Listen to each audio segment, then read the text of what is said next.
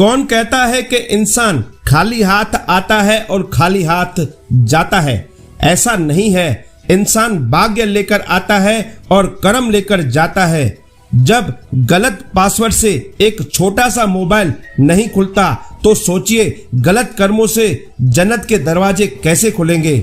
हम आपको इसी बात का परिचय देके आपको बताते हैं कि उल्लासनगर में ब्लाइंड वेलफेयर एसोसिएशन यानी कि जो नेत्रहीन और विधवा महिलाओं की जो सेवा करते हैं, ऐसी ही एक संस्था है ब्लाइंड वेलफेयर एसोसिएशन जो उल्लासनगर 4 स्थित है। उनके द्वारा 151 गरीब नेत्रहीन और विधवा महिला को 21 किलो का राशन दिया इस लॉकडाउन और इस महामारी के दौर में। ये बात सिखाती है कि बुरे वक्त में एक इंसान ही इंसान के काम आता है। दुआ कभी साथ नहीं छोड़ती और बद्दुआ कभी पीछा नहीं छोड़ती। जो दोगे वही लौट कर आएगा, फिर चाहे वह इज्जत हो या धोखा। ये जो सारी सेवाएं आप देख रहे हैं नेत्रहीन और गरीब लोगों को, और जो महिलाएं विधवा महिला है उन्हें इतना राशन दिया जा रहा है ताकि इस कोरोना के महामारी के दौर में उन गरीब अपंग लाचार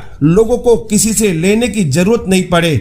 ऐसा ही नेक और पुण्य का काम उल्लासनगर की ब्लाइंड एसोसिएशन महाराष्ट्र की जो उल्लासनगर 4 में स्थित है, उनके तरफ से इन गरीब मजलूम लोगों को वहां से मदद मिलती है। ये जो नेक कार्य है वह वहां की संस्था कर रही है और इस नेक कार्य में इन संस्था को काफी लोग मदद करते हैं। हाथ से किया हुआ दान और मुख से लिया हुआ भगवान का नाम कभी व्यर्थ नहीं जाता। आप देख सकते हैं ये संस्था किस प्रकार से अपने ओर से काम कर रही है, लोगों की मदद कर रही है। तो अगर जिन्हें ईश्वर ने सब कुछ दिया है, आप भी ऐसे लोगों की मदद अवश्य करें जिन्हें इस समय खाने के वांदे हैं। ये आपका नेक कार्य आपके कर्म बनाएगा।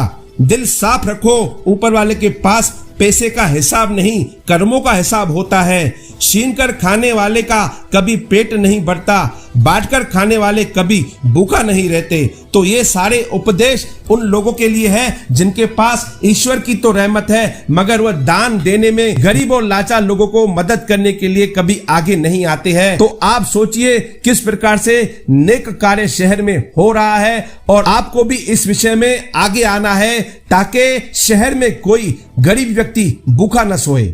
धन्यवाद। मैं रामभाऊ चौहान थाना दिवा से आएला हूँ। मैं गए लॉकडाउन में भी इन्होंने अंबेडकरी संघ महाराष्ट्र ये सर्वेशा है जगदीश के पटेल और उपाध्यक्ष सुशीला मैडम, इन्होंने गए लॉकडाउन में हम लोग को 9 महीने संभाला, दिवा तक रेशन लाके दिया। और अभी ये लॉकडाउन में हमको संडे हो के भी हमारे घर में कुछ नहीं है, बाल बच्चों को खाने को दाना भी नहीं है, इसलिए इधर इनविटेशन देके हमको फोन करके बुलाया और हमको खर्ची का पैकेट भी दिया।